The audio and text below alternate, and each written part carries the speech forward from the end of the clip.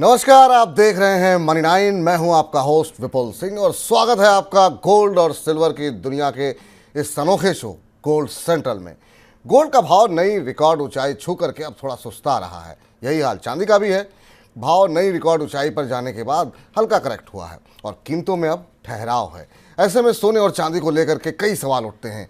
क्या कीमतों में आगे तेजी आएगी या फिर नहीं आएगी? भाव बढ़ेगा तो कितना बढ़ सकता है? मौजूदा भाव पर खरीदारी करनी चाहिए या फिर नहीं?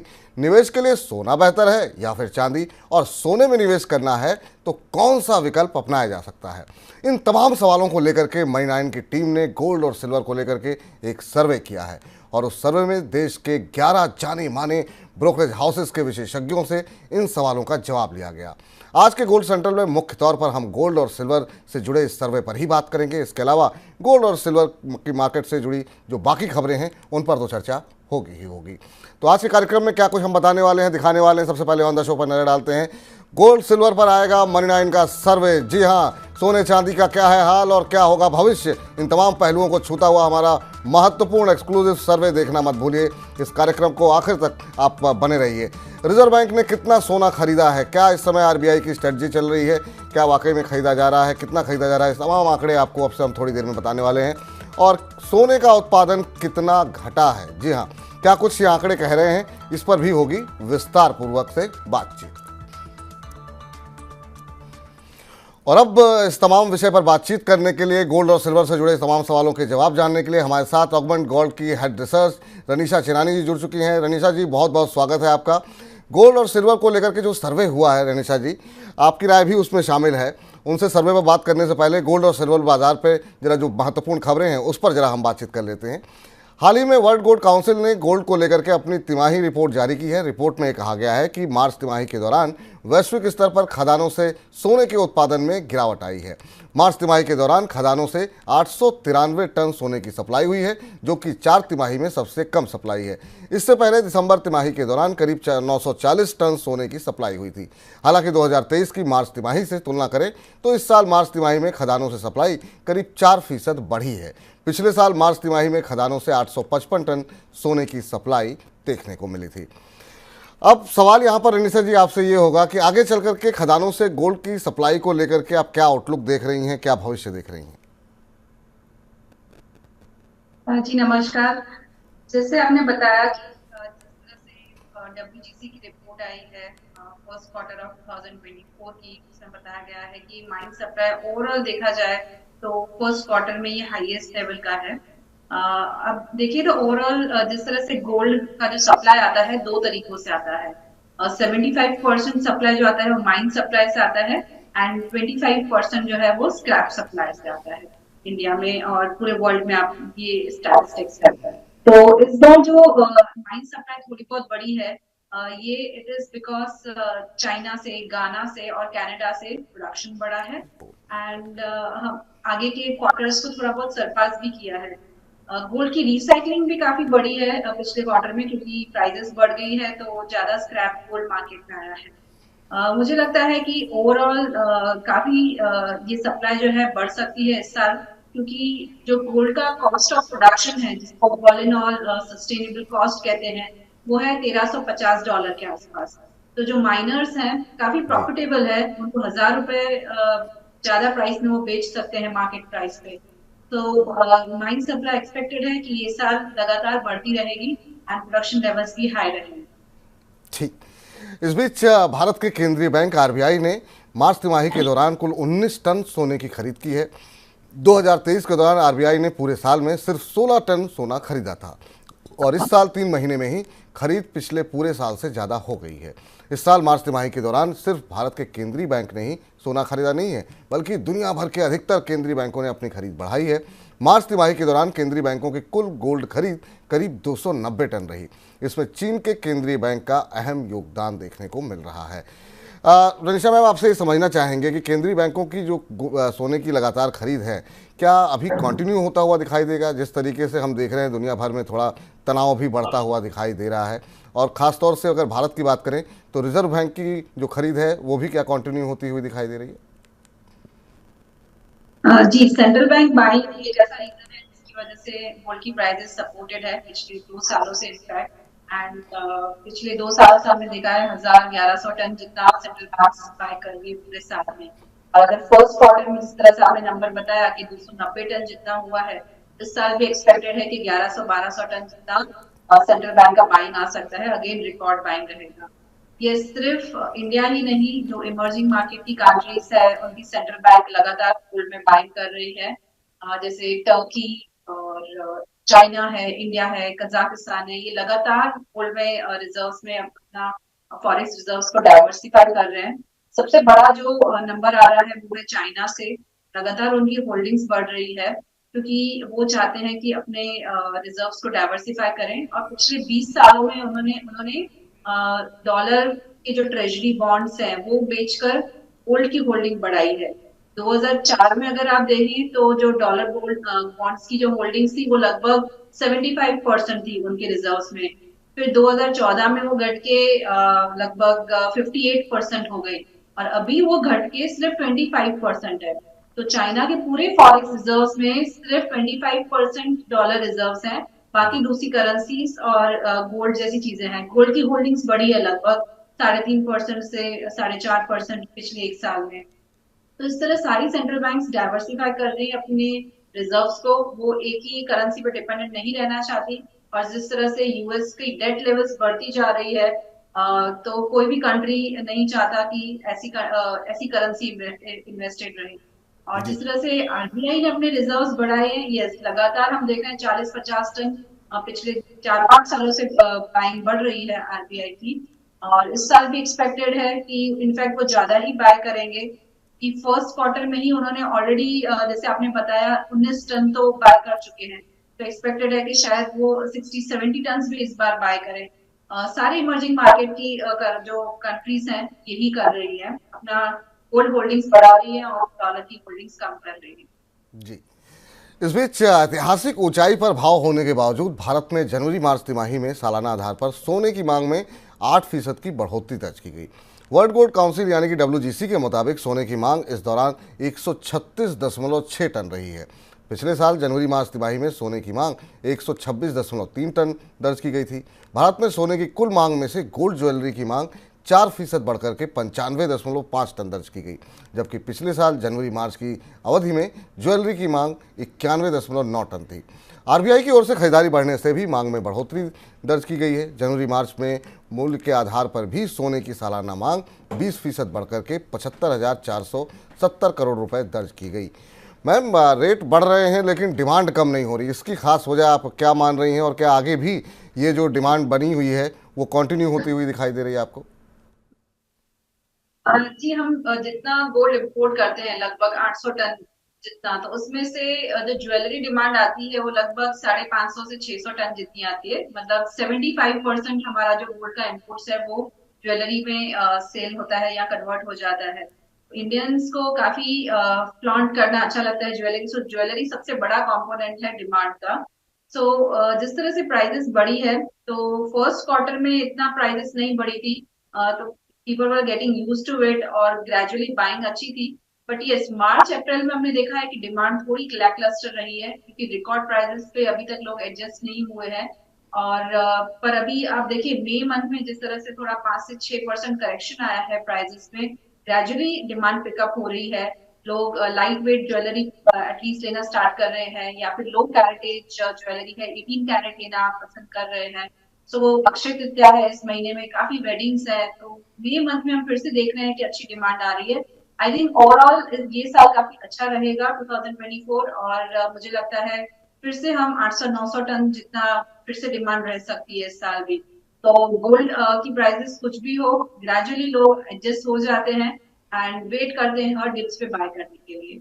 जी, आपने, मेरा अगला सवाल भी वही था, आपने उसका जिक्र किया अक्षय तृतीया को लेकर के। किस तरह की डिमांड की उम्मीद आप कर रही हैं अक्षय तृतीया पे, और क्या सोना खरीदना चाहिए अभी या थोड़ा वेट करना चाहिए कि थोड़ा और करेक्ट हो जाए उसके बाद? क्या कोई बड़ा करेक्शन देख रही हैं आप सोने में? सी मुझे लगता है कि अक्षय तृतीया पे बहुत ऑस्पिशियस डे है गोल्ड बाय बाय करने के लिए। मैं हमेशा एडवाइस करती हूँ जो गोल्ड में बाइंग करना चाहते हैं, हर महीने अगर जो एसआईपी नहीं कर सकते या लमसम बाय नहीं कर सकते हैं, सो बेस्ट वे रहता है कि आप साल में एटलीस्ट 2 बार गोल्ड बाय करें। So one is Akshaya Tritiya and next is Diwali. 6 महीने के गैप पे ये आप गोल्ड बाइंग कर सकते हैं। बहुत ऑस्पिशियस डे है और आपकी थोड़ी प्राइजेस की एवरेजिंग भी अच्छी हो जाती है। तो जिस तरह से अभी हमने देखा है कि थोड़ा करेक्शन आया है, मैं एक्सपेक्ट कर रही हूँ थोड़ा करेक्शन और बढ़ेगा। इंडिया में लगभग 71,500 से 72,000 के आसपास अभी जो करंट प्राइजेस है, थोड़ा यहाँ से और डिप मिलता है, 70,000 के आसपास मिलती है प्राइजेस, तो आपको जरूर बाय करना चाहिए। बहुत अच्छी अपॉर्चुनिटी है और अक्षय तृतीया के दिन मुझे लग रहा है एटलीस्ट इसके आसपास ही रेट्स रहेंगे। सो आगे चल के मुझे लग रहा है at least by this year end भी आप देखेंगे तो आपको 8 to 10% रिटर्न मिलेगा। और ग्रेजुअली आप देखेंगे लॉन्ग टर्म में जिस तरह से गोल्ड ने रिटर्न दिए हैं, हर साल 12% का CAGR रिटर्न मिला है, तो आगे चल के लॉन्ग टर्म रिटर्न भी काफी अच्छे रहेंगे। तो जिसकी वो एक रैली मिस हो गई है पहले, जिसने फायदा नहीं उठाया है, तो ये अक्षय तृतीया काफी अच्छा मौका है, बाय कीजिए, अच्छे रिटर्न्स मिलेंगे। चलिए, तो अक्षय तृतीया अच्छा मौका है आप सोना खरीदने के लिए। 70,000 के आसपास अगर सोना मिलता है तो ज़रूर जो है एक अपॉर्चुनिटी आपको मिल रही है, एक मौका मिल रहा है, तो उसमें आप बिल्कुल अपना निवेश जो है, अगर आपने अभी तक सोने में निवेश शुरू नहीं किया है तो बिल्कुल शुरुआत कर सकते हैं। और ननीशा जी का मानना है कि हर 6 महीने में थोड़ा थोड़ा करके, अगर आप एक साथ निवेश बड़ा नहीं कर सकते तो थोड़ा थोड़ा करके हर 6 महीने में आप निवेश कर सकते हैं। इधर सिल्वर ETF को निवेशकों का अच्छा रिस्पांस मिल रहा है। अप्रैल में विभिन्न फंड हाउसेस के द्वारा पेश किए गए 8 सिल्वर ETFs का एसेट अंडर मैनेजमेंट यानी AUM 5,000 करोड़ रुपए के आंकड़े को पार कर गया। साल 2024 की शुरुआत के बाद से सिल्वर ETF में निवेश बढ़ा है। Association of mutual funds in India यानी एम्फी के आंकड़ों से पता चला है कि जनवरी मार्च 2024 के दौरान सिल्वर ETF में 1,500 करोड़ रुपए का निवेश आया है।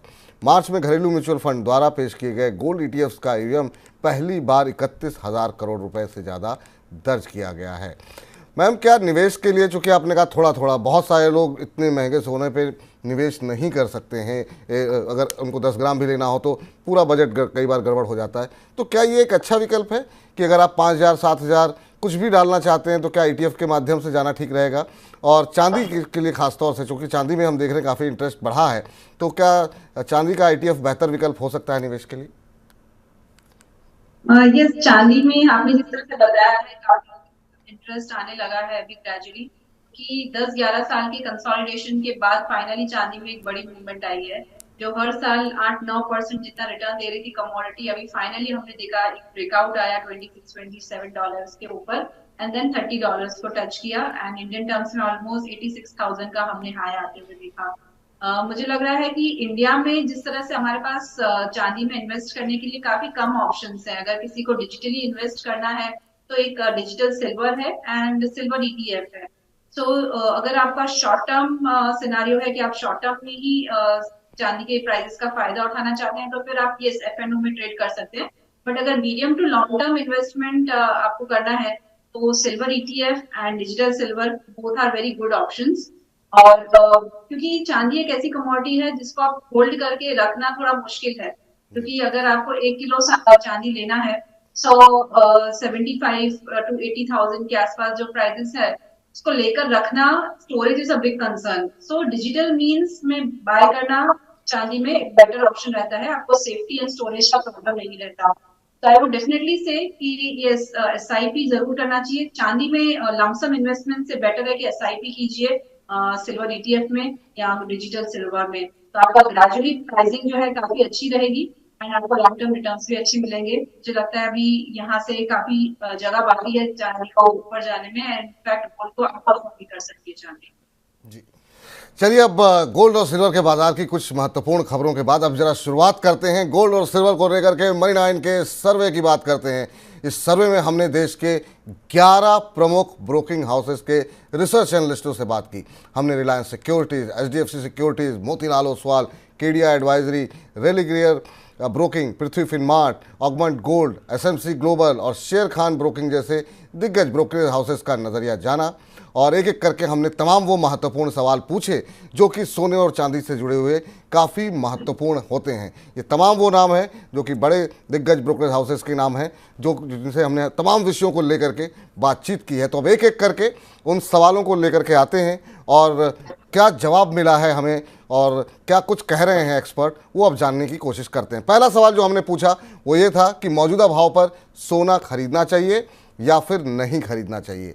तो यहाँ पर जो है जो जवाब हमें मिला है तो 9% लोग ये कह रहे हैं कि खरीदना चाहिए, मौजूदा भाव पर भी खरीदना चाहिए। 45% लोग ये कह रहे हैं कि पहले से ख़रीदा हुआ है तो अभी आप होल्ड कीजिए, और 18% लोग ऐसे भी हैं जो कह रहे हैं कि भाव टूटने दें, अभी जो करेक्शन देखने को मिल रहा है वो थोड़ा और बढ़ सकता है और जब एक बार गिरावट आए उसके बाद लेना चाहिए।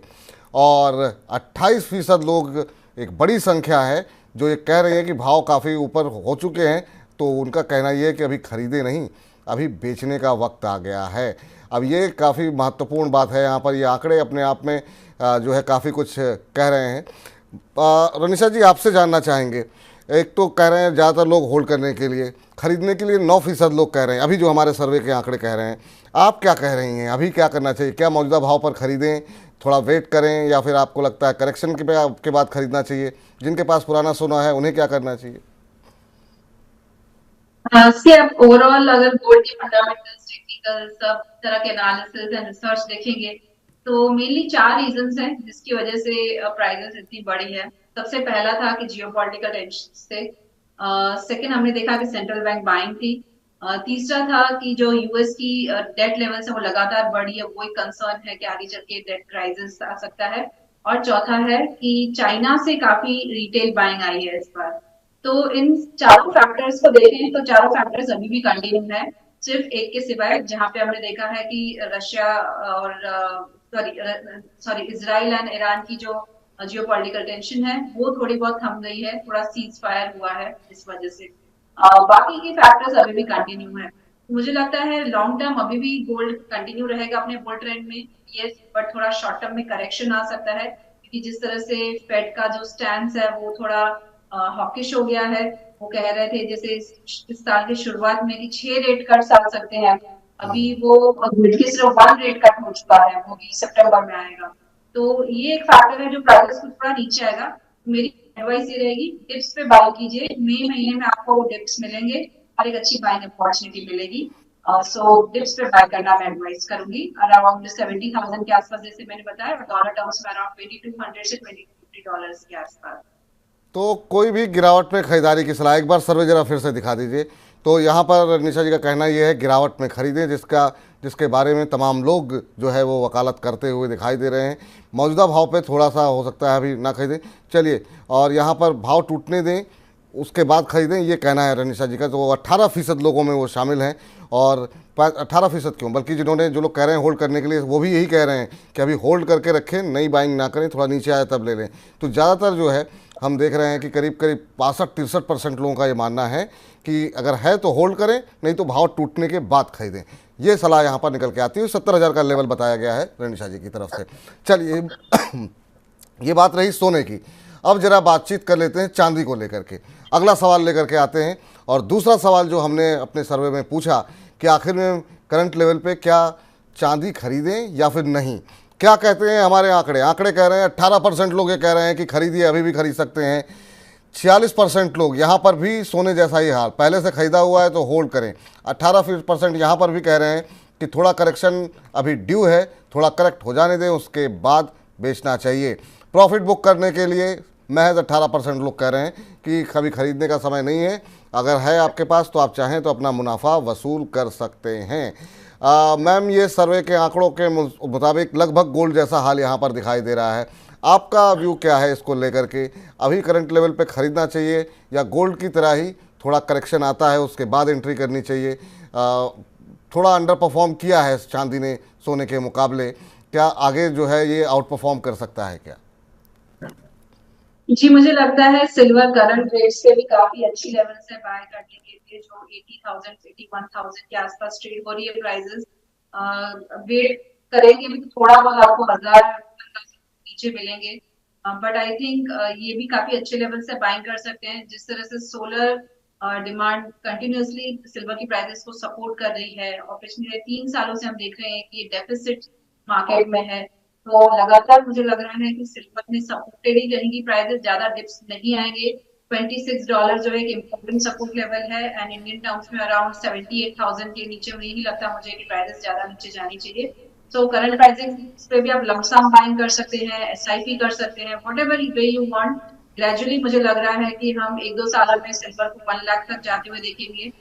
इनफैक्ट इस साल मुझे लग रहा है कि 90,000 के आसपास क्लोजिंग आ सकती है सिल्वर की। जरूर इन्वेस्ट कीजिए सिल्वर में। जी। तो ये राय निकल करके आती हुई यहाँ पर निशा जी की तरफ से। और अब बढ़ते हैं अपने तीसरे प्रश्न की तरफ कि बात सोने की कर ली, बात चांदी की कर ली, लेकिन अगर तुलनात्मक अध्ययन करना हो हमें कि सोना बेटर है या फिर चांदी, तो उसके लिए क्या कुछ कह रहे हैं देश के तमाम दिग्गज एक्सपर्ट। तो यहाँ पर सर्वे के नतीजे आपकी स्क्रीन पर आते हुए सोना खरीदने की सलाह दे रहे हैं 18% लोग और चांदी खरीदने की सलाह दे रहे हैं 82% लोग। तो देश के तमाम दिग्गज एक्सपर्ट ये कह रहे हैं कि अभी अगर सोने चांदी में अगर आपको कंपैरिजन करना हो तो चांदी पर वो ज़्यादा बुलिश दिखाई दे रहे हैं। 82% एक्सपर्ट ये मान रहे हैं कि चांदी में निवेश करने पे आपको बेहतर रिटर्न मिलेगा और सोना खरीदने की सलाह महज 18% लोग यहाँ पर दे रहे हैं। मैम, इस नतीजे को आप कैसे देख रही हैं? सहमत हैं इससे, असहमत हैं? और आप 18% की तरफ हैं या 82% की तरफ हैं? या इसके पीछे कारण क्या है मैम? चांदी को क्यों आउट परफॉर्म करने की उम्मीदें दिखाई दे रही हैं? क्या लगातार अंडर परफॉर्म किया है कई साल, 2-3 सालों से, इस वजह से ऐसा लग रहा है? यस, मुझे भी यही लग रहा है। मेन रीजन यही है कि चांदी ने जिस तरह से अंडर परफॉर्म किया है, फाइनली ब्रेकआउट आया है। एंड चांदी एक तरह से जैसे इंडस्ट्रियल कमोडिटी भी ज्यादा मानी जाती है, तो हमने बेस मेटल्स में भी देखा है कि फाइनली ब्रेकआउट्स आए हैं, न्यू ऑल टाइम हाइस पे ट्रेड कर रहे हैं बेस मेटल्स, तो वो सपोर्ट मिलेगा चांदी को। एंड एक बार अगर चांदी में बुलिशनेस स्टार्ट होती है तो वो रुकती नहीं है। अभी भी हमने काफी अंडर परफॉर्मेंस देखा है, अंडर एलोकेटेड कमोडिटी है। यस, चांदी में अच्छी रैली आ सकती है, बट आई वुड से अगर किसी को नया इन्वेस्टमेंट करना है तो 50% गोल्ड में डालना चाहिए, 50% सिल्वर में डालना चाहिए। तो आपके कंपैरेटिव रिटर्न्स जो है काफी अच्छे रहेंगे। मैं नहीं कहूंगी कि ज्यादा सिल्वर में डालिए, ज्यादा गोल्ड में डालिए। जो ओवरऑल दोनों कमोडिटीज लग रहा है कि 10% जितना सीएजीआर रिटर्न्स आने वाले 1-2 सालों में कंटिन्यूस देंगे। तो क्या दोनों में बराबर, आपका कहना है कि दोनों में बराबर निवेश होना चाहिए मैम? जी, मैं वही कर रही हूँ, 50-50% दोनों में डालिए। चलिए, तो रनीशा जी का कहना ये है कि अगर आपके पास 1 लाख रुपए लगाने के लिए हैं तो 50,000 का आप गोल्ड ले सकते हैं, 50,000 की सिल्वर ले सकते हैं और दोनों में ही आपको डबल डिजिट में रिटर्न जो है आते हुए दिखाई देंगे। लेकिन सर्वे कह रहा है कि 18% लोग कह रहे हैं कि अगर सोने चांदी में चुनना हो तो 82% लोग कह रहे हैं कि वो चांदी पे दांव लगाएंगे और 18% लोग कह रहे हैं कि वो सोने पे दांव लगाएंगे। तो ये सर्वे का और रनीशा जी का व्यू दोनों ही हमने आपको बता दिया, बाकी आगे का निर्णय आपको करना होगा। चौथा महत्वपूर्ण सवाल जो हमने पूछा अपने एक्सपर्ट से, देश के तमाम दिग्गज ब्रोकरेज हाउसेस से, वो ये कि सोने में अगर हम पैसे लगा रहे हैं तो कौन सा माध्यम ज़्यादा बेहतर है? ईटीएफ बेहतर है या फिर गोल्ड बॉन्ड बेहतर है? दोनों मानने वाले 55% लोग हैं, लेकिन गोल्ड बॉन्ड पे भरोसा करने वाले लोगों की संख्या काफ़ी ज़्यादा, 36% लोगों का मानना ये है कि गोल्ड बॉन्ड बेटर है और ईटीएफ को बेटर मानने वाले लोग सिर्फ 9% हैं। गोल्ड बॉन्ड में वाकई में भारत के लोगों ने जो विश्वास दिखाया है वो काफ़ी ज़्यादा उत्साहित करने वाला है। जिस तरीके से हम देखते हैं कि जब भी सोवरेन गोल्ड बॉन्ड आता है उसके बाद कतारें लग जाती हैं। मैम, काफ़ी अच्छा रिस्पांस मिला भारत सरकार को गोल्ड बॉन्ड के ऊपर। अभी भी जो है लोग 36% लोग ये कह रहे हैं कि गोल्ड बॉन्ड बेहतर विकल्प है। ईटीएफ से क्या दिक्कत है मैम, और ईटीएफ में निवेश कितना आप सुरक्षित मानती हैं? हालांकि 55% लोग दोनों में निवेश करने की बात कर रहे हैं, आप किसको बेटर मानती हैं? जी, मैं एडवाइस करती हूँ कि जिसमें इन्वेस्टमेंट करना चाहिए डिपेंड करता है आपका टाइम होराइजन कितना है और लिक्विडिटी की आपको नीड कितनी है। तो अगर आपका बहुत शॉर्ट टर्म सिनेरियो है, शॉर्ट टर्म टाइम होराइजन है, अगर 6 महीने से कम में आपको रिटर्न्स चाहिए तो ये गोल्ड के आप एफएन फ्यूचर्स एंड ऑप्शंस मार्केट में ट्रेड कर सकते हैं। अगर आपका टाइम होराइजन 6 मंथ से लेके 2 इयर्स तक का है तो you should go for digital gold. अगर आपका टाइम होराइजन 2 साल से 5 साल है तो गोल्ड ईटीएफ में इन्वेस्ट करना चाहिए, और अगर 5 साल से 10 साल तक आप इन्वेस्टमेंट करना चाहते हैं तो गोल्ड में एसजीवी इज द बेस्ट वे। तो मैं ये टाइम होराइजन के हिसाब से एडवाइस करती हूँ गोल्ड में इन्वेस्टमेंट करना, लमसम करना है, एसआईपी करना है, वॉट एवर मेथड आप चूज कर सकते हैं। और एसजीबी यस एक बेटर वे है जहाँ पे आपको एडिशनल इंटरेस्ट मिलता है और आपका जो कंपोनेंट है, टैक्स कंपोनेंट है, वो सॉरी टैक्स आपको फ्री हो जाता है अगर आप होल्ड करते हैं 8 सालों से 8 सालों तक। तो इसलिए मुझे लगता है SGB is the best way अगर लॉन्ग टर्म इन्वेस्टमेंट आप करना चाहते हैं तो। और गोल्ड को वैसे भी आप एक लॉन्ग टर्म कमोडिटी की तरह देखिए। शॉर्ट टर्म में रिटर्न्स लेने से अच्छा है कि आप लॉन्ग टर्म होल्ड करेंगे तो आपको ज्यादा बेटर रिटर्न्स मिलेंगे। एंड अगर आप कंपैरिजन करेंगे सारे जो वेज हैं जहाँ पे गोल्ड में इन्वेस्टमेंट किया जा सकता है, सबसे ज्यादा बेटर रिटर्न्स हमको एसजीबी में मिले हैं पिछले 8 सालों में।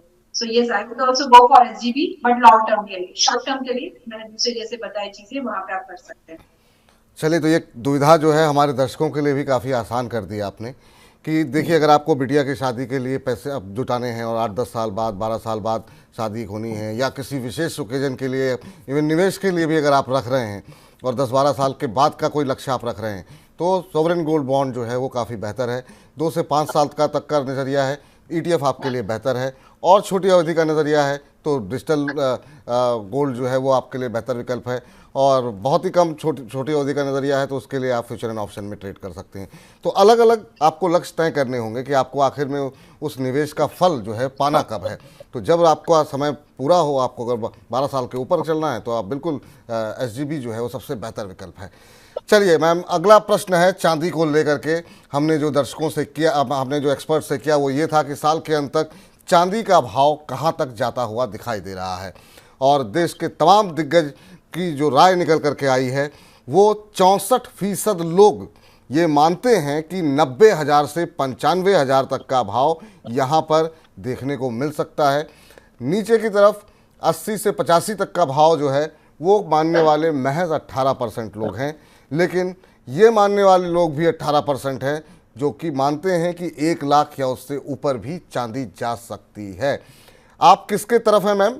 ये जो 64% लोग हैं, या फिर वो 18% लोग जो 1 लाख तक के टारगेट देख रहे हैं, या कुछ लोग ऐसे भी थे जिन्होंने 80 से 85,000 तक के टारगेट दिए? मैं 64% वाली क्राइटेरिया में आऊंगी। मुझे भी लगता है कि चांदी $30 के ऊपर सस्टेन करती है, $32 तक जा सकती है, जो इंडियन टर्म्स में लगभग 91,000 के आसपास रहेगा। मुझे भी लगता है बाय दिस ईयर एंड आपको ये रेट्स देख सकते हैं। तो करंट प्राइसेस से भी अगर आप इन्वेस्ट करते हैं तो आपको ऑलमोस्ट 10% जितना डबल डिजिट रिटर्न मिलेगा। So I would say yes, invest कीजिए अभी भी, ईयर एंड तक भी अच्छे प्रॉफिट मिल सकते हैं। और यस, 1 लाख की लेवल भी आ सकती है, बट मैं एक्सपेक्ट कर रही हूँ वो नेक्स्ट ईयर तक आएगी। 2025 में मुझे लग रहा है 1 लाख सिल्वर की प्राइस आ सकती है। चलिए, तो इसके लिए तो आश्वस्त हैं जो है यहाँ पर मैम की 90,000 से 95,000 की तक का स्तर जो है 90-91,000 का साल अंत तक देखने को मिल सकता है। 1 लाख के लिए उनके मन में थोड़ी सी दुविधाएं आ भी सकता है, या फिर हो सकता है अगले साल के लिए 2025 में वो भाव आता हुआ दिखाई दे। तो यहाँ पर सिल्वर को लेकर के अभी भी बुलिश लोग यहाँ पर दिखाई दे रहे हैं।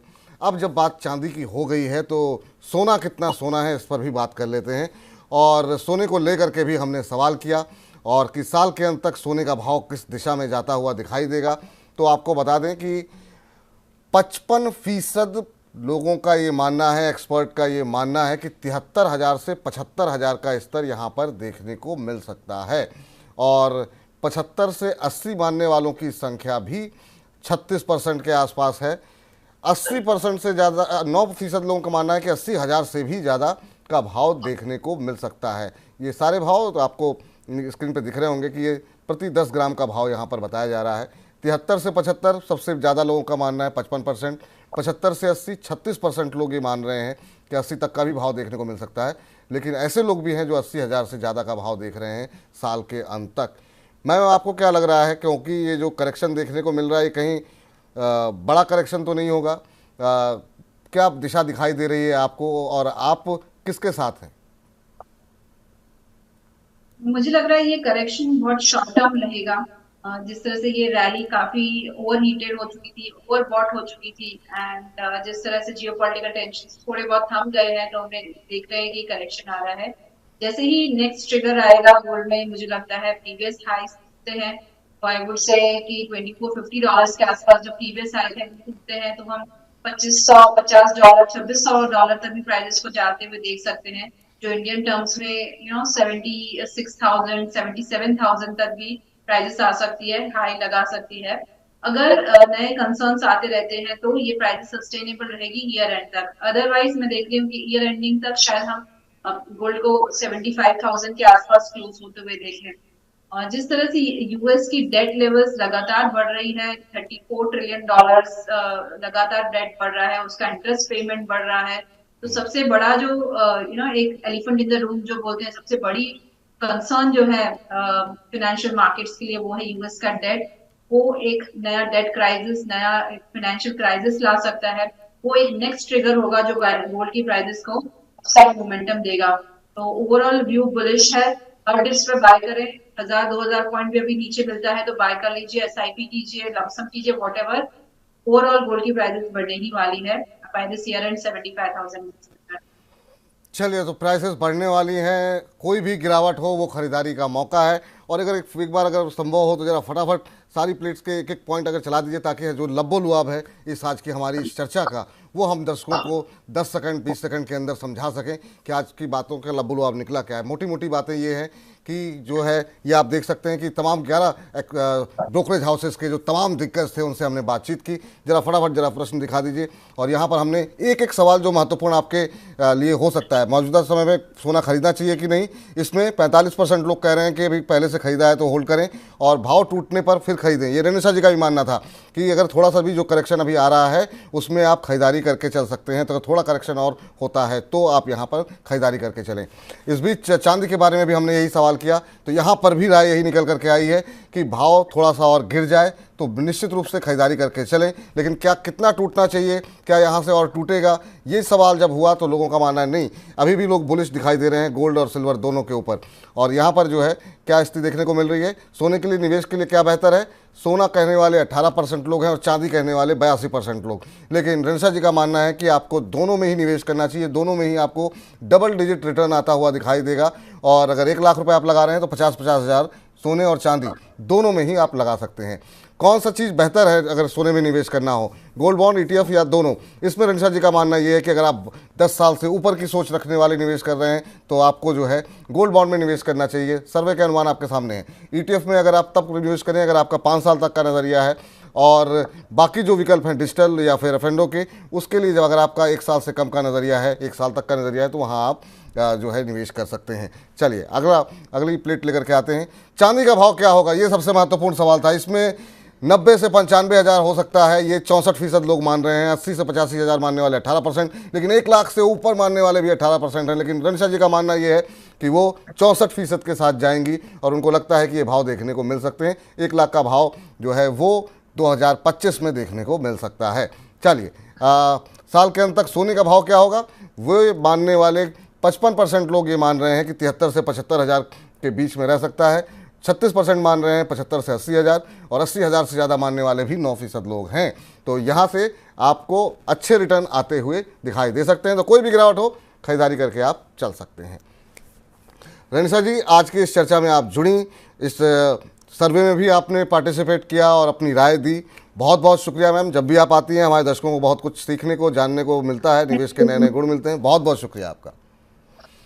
तो चलिए, फिलहाल अब गोल्ड सेंट्रल को यहीं पर समाप्त करते हैं। उम्मीद करते हैं कि सोने चांदी से जुड़े हुए जितने भी आपके मन में आशंकाएं, सवाल थे, वो सारे दूर हुए होंगे। अगले महीने फिर हम लौटेंगे और बताएंगे आपको क्या रणनीति आपकी सोने चांदी को लेकर के होनी चाहिए। लेकिन आप लगातार मनी 9 के साथ बने रहिए, क्योंकि बात खाली सोने चांदी की नहीं, शेयर बाजार की हो, म्यूचुअल फंड की हो, हर विषय पर आपको सही जानकारी सिर्फ मनी 9 पे मिलती है। ऐप को डाउनलोड नहीं किया है तो अभी डाउनलोड कर लीजिए। मुझे इजाज़त दे दीजिए। नमस्कार।